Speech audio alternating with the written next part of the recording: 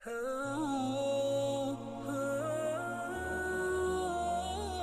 اللہ صلی اللہ علیہ وسلم نے فرمایا، جو شخص اللہ کی راہ میں جہاد کے لیے نکلا، اللہ اس کا ضامن ہو گیا۔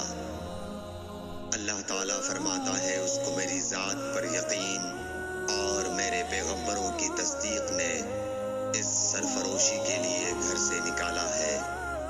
میں اس بات کا ضامن ہوں کہ یا تو اس کو واپس کر دو ثواب اور مال غنیمت کے ساتھ، یا شہید ہونے کے بعد جنت میں داخل کر دو۔